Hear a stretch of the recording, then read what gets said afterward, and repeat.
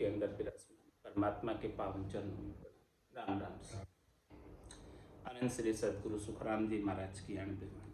गुरु शिष्य का संवाद चल रहा है। शिष्य पूछ रहा है सदगुरु से, शिष्य बूझे गुरुदेव कहीजे, सांख्य नाम किम दिया, जे नर कस जीत मन बैठा, सहजा कुण फल दिया, कृपा करो भेद सब दीजे, शिष्य का भरम गमावो, सांख्य साध जन कहाँ समावे, सो धर्म मोय बतावो। शिष्य ने पूछा सदगुरु से कि हे सदगुरुदेव, इस सांख्य योग का नाम कैसे पड़ा, सांख्य योग उसका वर्णन करके बताओ। और इस सांख्य योग को साधने से, कसकर साधने से, मन को जीत कर साधने से सहज में क्या फल प्राप्त होता है वो भी बताओ। और इस सांख्य योग को साधने से भक्ति करने वाला जन जिसने इसको साझा है वो कहाँ जाकर समाता है, तो इस बारे में मैं सारा वर्णन खोल तो सदगुरु बात में सदगुरु फरमा रहे हैं, सतगुरु कहे सुनो सन्मुख, सांख्य नाम इम दिया, सब ही ब्रह्म भरम नहीं कोई, अर्थ देख गर लिया। क्या कह रहे हैं कि इस कारण से इसका सांख्य नाम पड़ा है कि सभी जितने भी संख्या में जीव हैं, 84 लाख जीवाजूड़ में जितने भी जीव, सभी ब्रह्म, सब एक ही परमात्मा के अंश हैं, सब एक ही परमात्मा के आत्मा है सब। तो सब ही ब्रह्म, ब्रह्म नहीं कोई, किसी के अंदर भेद नहीं है, किसी के अंदर ब्रह्म नहीं है, किसी के अंदर दुविधा नहीं है, किसी के अंदर द्वैत भाव नहीं, अद्वैत भाव की बात महाराज, सब ही ब्रह्म, ब्रह्म नहीं कोई, अर्थ दे कर ले। इस प्रकार से महाराज फरमा रहे हैं कि इसका अर्थ सांख्य नाम का ये है, इस अर्थ की वजह से ही इसका ऐसा नाम पड़ा है। जो जन सांख्य जोग इदकारी, सो पर जा मन भावे, सब ही टहल बंदगी करे, चरना सब चल आवे।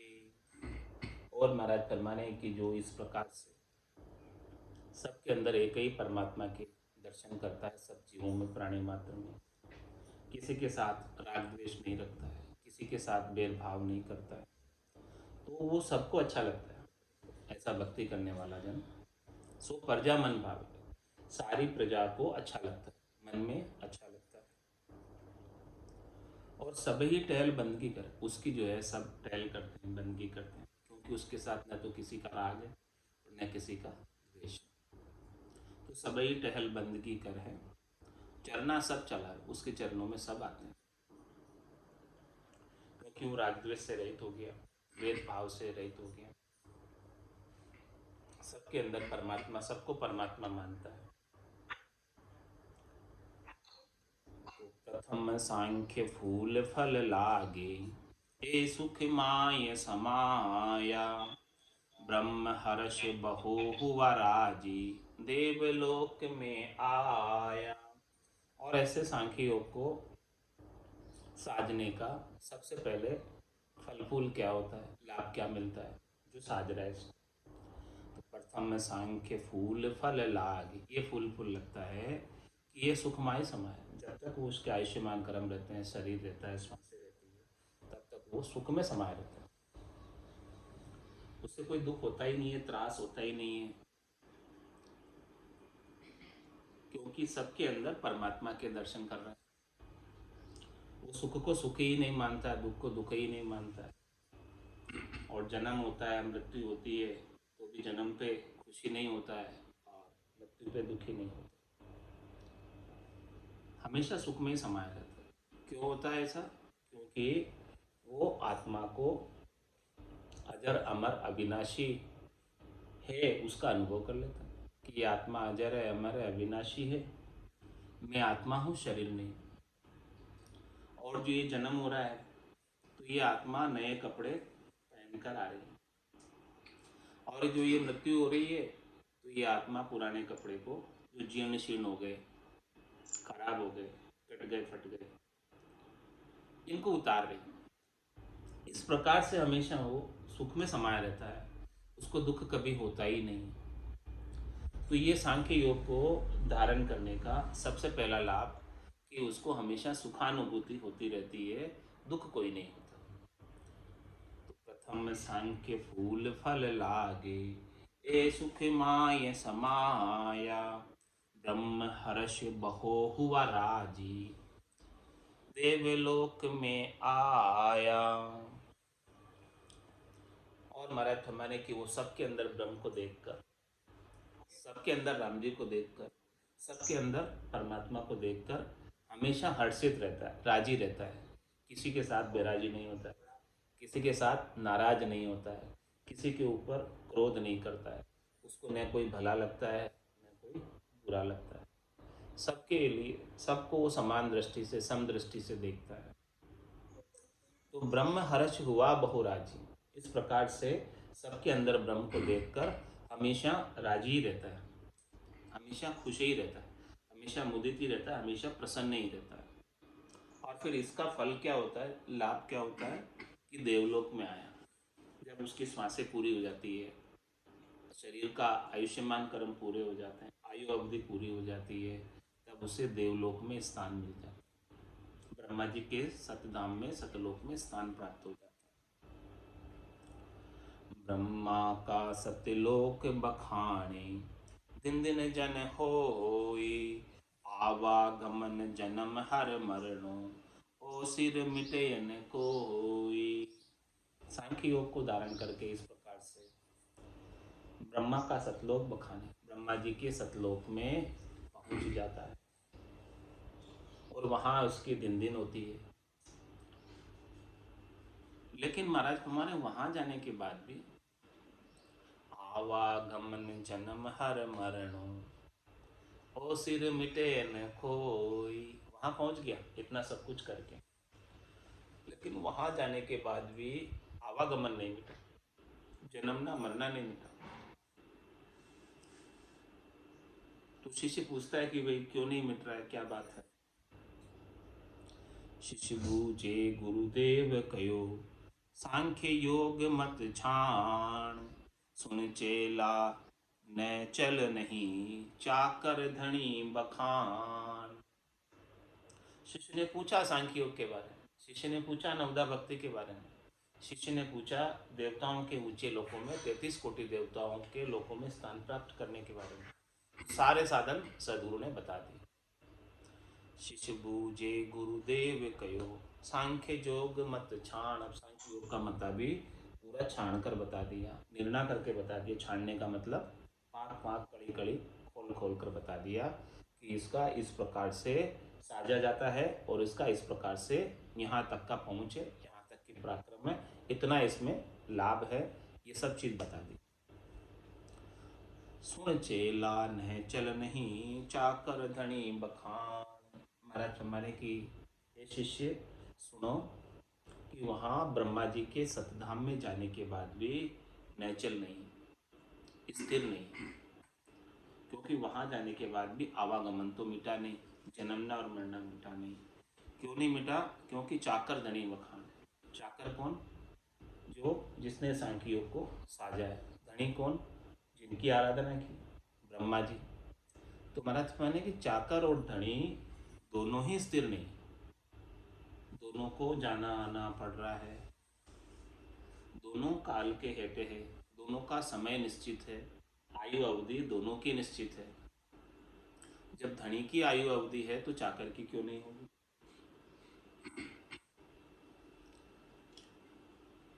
जो आत्मा ब्रह्मा जी के पद पर विराजमान है, उनको भी निश्चित समय के बाद उस पद से उतरना पड़ता है, और फिर उस पर दूसरी आत्मा आसीन होती है। तो महाराज हमारे कि देखो, अनंत करोड़ आगे गया, फिर अनंत ही होय, सुन चेला उन ब्रह्म की, निमख न बरते कोई। महाराज माने कि अनंतों ही करोड़ों ही ब्रह्मा जी चले गए, और अनंतों ही करोड़ों ही ब्रह्मा जी अब आगे चले जाएंगे, यानी पद पर आसीन होकर पद से उतर जाएंगे।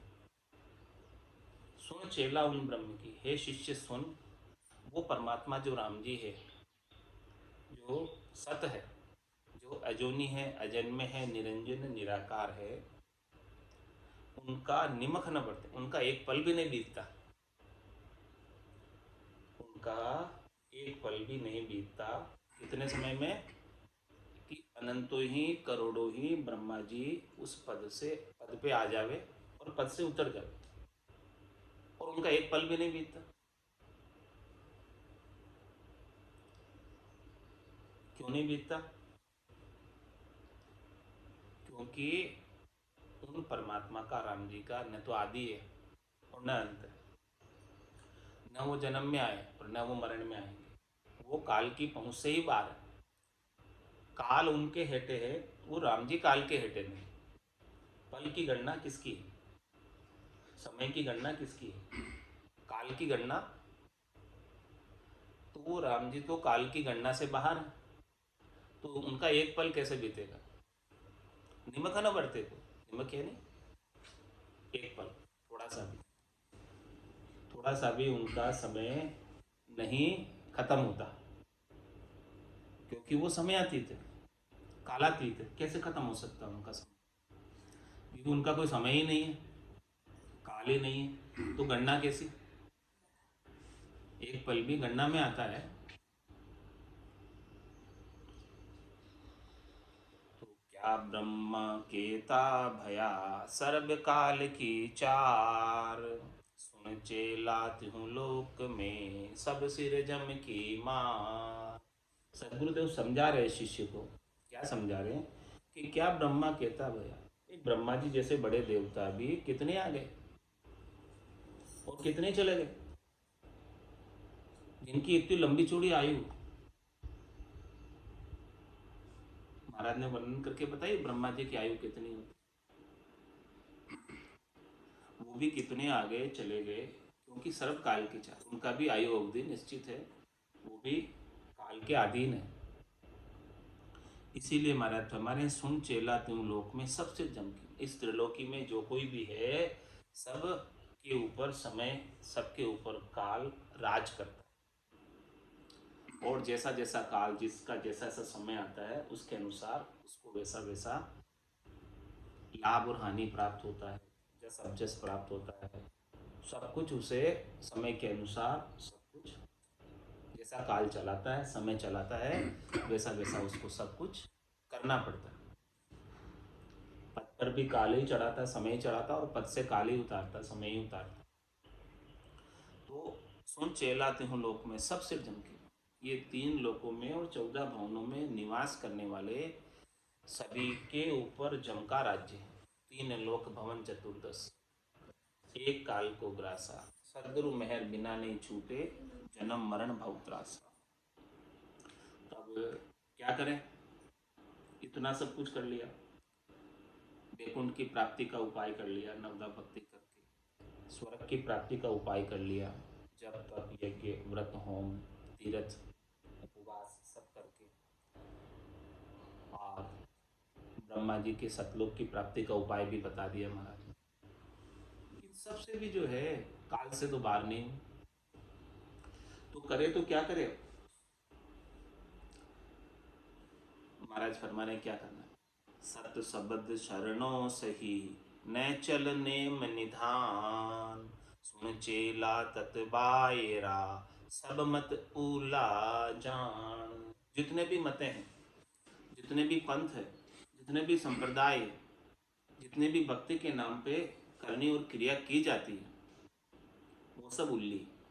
उल्ली यानी हद और बेहद तक की, अगम देश में जाने की नहीं, चौथे लोक में जाने की नहीं, संतों के देश में जाने की नहीं, केवली भगवंतों के देश में जाने की नहीं।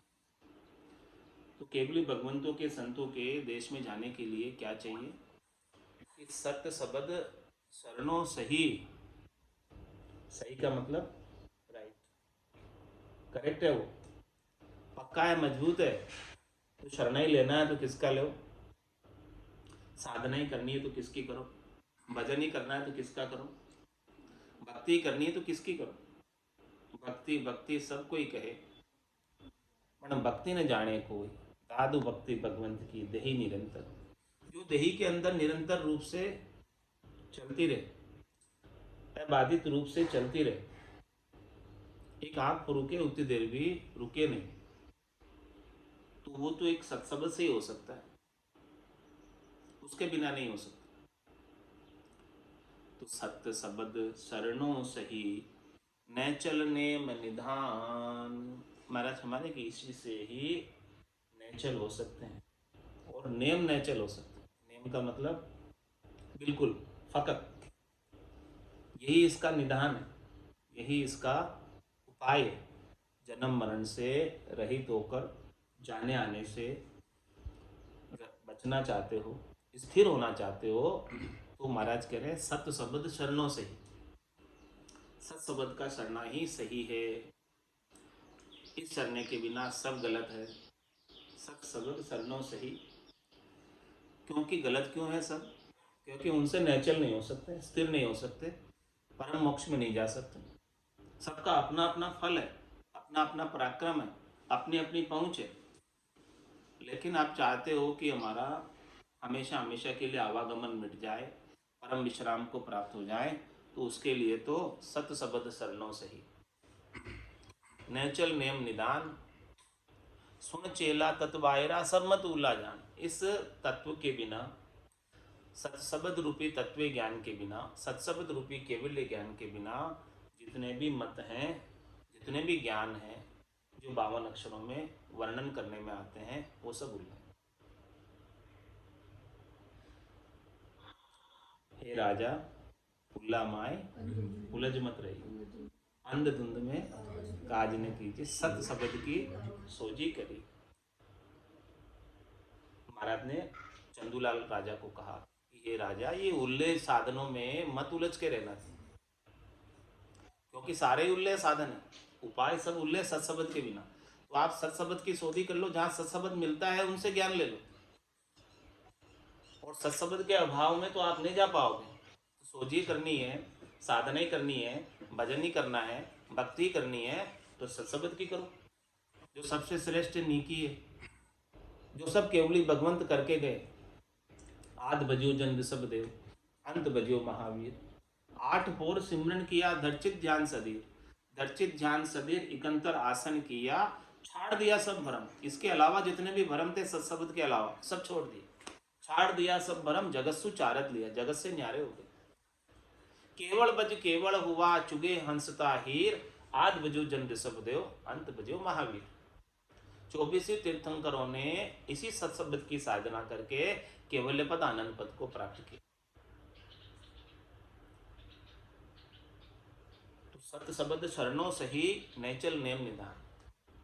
नेचल होना चाहते हो, परम विश्राम में जाना चाहते हो, तो ये एक ही निदान है, एक ही उपाय है, इसके अलावा दूसरा कोई उपाय नहीं। सुन चेला तत्वायरा सब मत उल्ला जान। हे शिष्य सुन, तू पूछ रहा है, मैं बता रहा हूं, इस तत्व ज्ञान के बिना जितने भी मत पंथ संप्रदाय है सब उल्ले है, सब त्रिलोकी में ही है, और सब वापस फिर कर आते हैं, यहीं आते हैं, सब आगे नहीं जाते। अद्भुत छांड गयो बेहद में तो ही रीतो फिर आए, वापस फिर के आ जाते।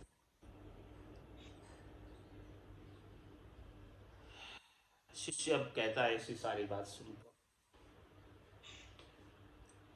दिन समरत गुरुदेव जी, दिन दर्शन दीदार।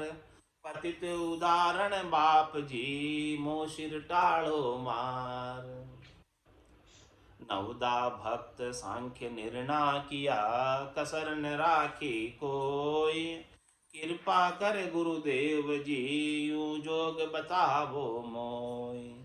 कल कीमत सब ही कहो, वर्णो विद व्यवहार। क्या करने साजन किशा, को फल चाले लार। जोग रीत की विधि कहो, साज रीत गर जाय। क्या फल अंतर आदले, कहाँ जन रहे समाय। शिष्य ने कहा कि आपने सब बता दिया, वैकुंठ की प्राप्ति का उपाय बता दिया नवदा भक्ति करके, स्वर्ग की प्राप्ति का बता दिया यज्ञ व्रत होम तीर्थ उपवास करके, और ब्रह्मा जी के सतलोक की प्राप्ति का उपाय बता दिया सांख्य योग धारण करके। अब आप मुझे अष्टांग योग के बारे में बता दो, जो भगवान शंकर ने प्रतिपादित किया है, उसको धारण करके, उसकी उपासना करके, उसकी भक्ति करके कहाँ जाते हैं। हे समृद्ध गुरुदेव जी, आप समर्थ हैं सब कुछ बता पाने में, आप सब कुछ जानते हैं, आप सर्वज्ञ हैं, आपको सब कुछ पता है। धन दर्शन दीदार, आपका दर्शन हुआ हमें, आपका दीदार हुआ, हम दिन हुए। ऐसे सर्वज्ञ के ऐसे ज्ञान की आपके मुखारबिंद से सुनकर हमको बहुत अच्छा लगा। पतित उदाहरण बाप जी, हे बाप जी, आप पतितों का उद्धार करने वाले हैं, आप सब कुछ ज्ञान जानते हैं और सब ज्ञान को आप बख्शिश करने वाले हैं, एक एक कड़ी कड़ी खोलकर बताने वाले हैं। वो तो को सत ज्ञान बतावे, कछु न राखे छंदो रे। कोई आप छंदा नहीं रखते हैं, किसी से आप डरते नहीं हैं। आप जो ये निर्भय ज्ञान है, अणवे का ज्ञान है, उसका आप खोल कर सही निर्णय करते, निष्पक्ष निर्णय करते। लोग क्या कहेंगे उससे भी आप नहीं डरते। लोग बुरा कहेंगे, लोग भला कहेंगे, कोई परवाह नहीं है आपको। आप तो जो सही सही बात है खोल के बता देते हैं, खरी खरी बात। तो पतित उदाहरण बाप जी, मोशिर टाड़ो मार, नवदा भक्त सांख्य निर्णय किया, कसर न राखी कोई। इतना आपने निर्णय खोलकर विस्तार से कड़ी कड़ी समझाया, किसमें भी आपने समझाने में कोई कसर नहीं रखी, कहने में कोई कसर नहीं रखी, कि जिससे सबको क्लियरिटी आ जाए, क्या करना है क्या नहीं करना उसकी समझ आ जाए। अब कृपा कर गुरुदेव जी यूं योग बताओ, अब एक अष्टांग योग की बात भी हमें और बता दो, ताकि हमें समझ हो जाए कि क्या करना है। कल कीमत सभी ही कहो, वर्णो विधि व्यवहार, उसकी कड़ बताओ, उसकी कीमत बताओ। कीमत यानी उसका पहुंच, पराक्रम,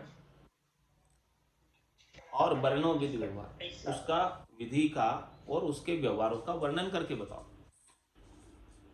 क्या करनी साधन किशा, इसमें क्या करनी की जाती है, और इसमें क्या साधन किया जाता है, क्या उपाय किया जाता है, और ये करनी और साधन करके क्रिया करके वो फल चाले लाभ, क्या फल प्राप्त होता है इसको करने से।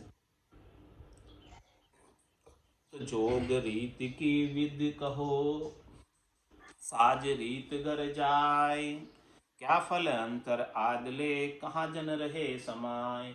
इस प्रकार से इस अष्टांग योग को विधि बताओ इसकी, और इसकी रीत बताओ, और इस विधि को रीत को साज कर किस घर की प्राप्ति होती, कौन सा देश मिलता है, कहाँ तक का पहुँच है इसका, और क्या फल अंतर आदि, और भीतर में उसे क्या सुखानुभूति होती है, क्या लाभ मिलता है, कैसा मिलता है, और कहाँ जन रहे समाये, और वो भक्ति करने वाला जन जिसने अष्टांग योग को साधा है वो कहाँ जाकर समाता है। तो ऐसी सारी बात शिष्य का प्रश्न सुनकर सदगुरुदेव फरमा रहे हैं, सतगुरु कहे सुनो शिष्य भेवा, जोग सजन की भाकु भेवा, ओहू शब्द उठ तो लेवे, मन सो सुरत पवन में देवे। क्या मूल विधि है उसकी महाराज बता रहे अष्टांग योग की। सिद्ध आसन साजे नर सोई, मूंदे सातु पोल मिलावे दोई, डावो पाव गुदा तल लेवे, दूजो पाव लिंग पर देवे, श्रवण माय अंगूठो दीजे, अंगुली पांच नैन धर लीजे, मुख को रोक होठ सू लिया, मन सो घेर नाभ में दिया, मूल चक्र क्रिया नर साजे, तब शिर शब्द अनाहद गाजे, सांस सांस पवन को खेचे, मन को लाभ सुरत से एचे। इस प्रकार से अष्टांग योग की साधना की जाती है। अष्टांग योग की साधना का महाराज वेद दे रहे हैं कि क्या विधि है, क्या रीत है, क्या उसमें करनी पड़ती है, और उस करने को करके क्या लाभ प्राप्त होता है। इस प्रकार की सारी चीजें महाराज अष्टांग योग का बता रहे हैं। इसका अर्थ जो है कल करेंगे। मूसर मीने खादे ही मिल्यो है, मते कोई गाफिल जोरे। मूसर मीने खादे ही मिल्यो है, मते कोई गाफिल जोरे। कुटिया श्वास फेर नहीं आवे, राम राम भजली जोरे। कुटिया श्वास फेर नहीं आवे, राम राम भजली जोरे। जानत है शिर मोत खड़ी है, चलनो सांझ सवेरा रे।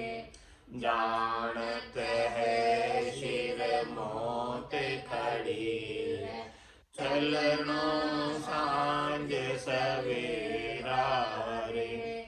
5-25 बड़े जोरावर, लूटत है जीव डेरा रे।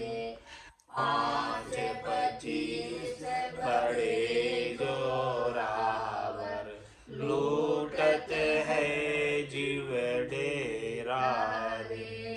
मूसर मिन खादे ही मिल्यो है, मत कोई गाफिल जोरे। कुटिया श्वास फेर नहीं आवे, राम राम भजली जोरे। नर नारायण शहर मिल्यो है, जामे सूंझ अपारा रे। नर नारायण शहर मिल्यो है, जामे सूंझ अपारा रे। राम कृपा कर तो ये बसायो, या में काल तुम्हारा रे। राम कृपा कर तो ये बसायो, या में काल तुम्हारा है। मूसर मिन खादे ही मिल्यो है, मत कोई गाफिल जोरे।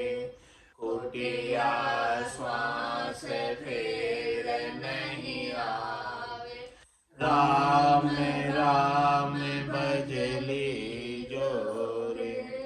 जन्म जन्म का खाता चूके, होए मन राम सनेही रे। जन्म जन्म का खाता चूके, होए मन राम सनेही रे। रामदास सतगुरु के शरण, जन्म सफल कर ले रे। रामदास सतगुरु के शरण, जन्म सफल कर ले रे। मूसर मिन खादे ही मिल्यो है, मत कोई गाफिल जोरे। कुटिया श्वास फेर नहीं आवे, भजली जोरे। कुटिया श्वास फेर नहीं आवे। राम राम भजली जोरे। मोसर मिन खादे ही मिलो। मत कोई गाफिल री जोरे। मोसर मिन खादे ही मिलो। मत कोई गाफिल री जोरे। बोलो राम सद्गुरु देव जी महाराज ने। धन्य हो परम दयाल सद्गुरु सुखराम जी महाराज ने। धन्य हो अनंत श्री सद्गुरु सुखराम जी महाराज के ज्ञान ससुरु भगवान ने। धन्य हो केवली भगवंता ने। धन्य हो जीवा तारण जहाज ने। धन्य हो मोक्ष के मालिका ने। धन्य हो अनंत कोटि संताने। धन्य हो राम सभा में राम राम राम राम सा राम राम सा राम राम सा।